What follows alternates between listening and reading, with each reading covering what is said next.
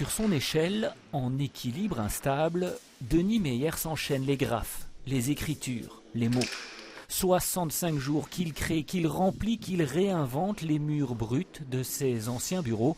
Un travail très personnel entre typographie et dessin. J'exprime ce que je ressens sur le moment où je les écris.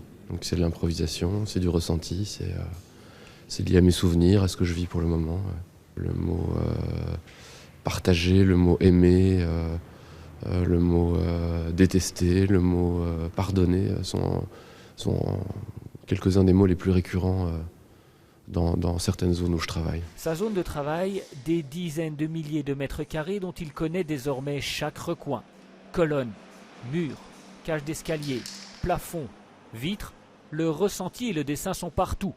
Et puis l'histoire, l'origine de cette œuvre monumentale, ici collée, tapissée à même les murs, des reproductions de 20 ans de carnet de dessin. C'est une page d'un carnet qui doit dater de 2003-2004 où ma fille Joy était encore bébé. C'est clairement une mise à nu, il y a un mot qui revient relativement souvent par rapport à ce projet, c'est catharsis.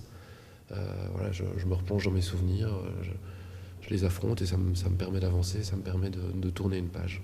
Un travail phénoménal qui est amené à disparaître, plutôt surprenant, sauf pour son créateur qui fait de l'éphémère son terrain de jeu préféré. Ça permet de ne pas trop s'attacher aux choses et puis ça permet de faire les choses librement, sans crainte de dégradation, d'évolution, de démolition. Et puis voilà, je le sais depuis le début que le bâtiment va être détruit. Si pour Denis Meyers, on ne va jamais aussi loin que lorsqu'on ne sait pas où l'on va, nous, on sait où on ira le 22 avril prochain à l'occasion de l'inauguration de cette exposition gigantesque à plus d'un titre.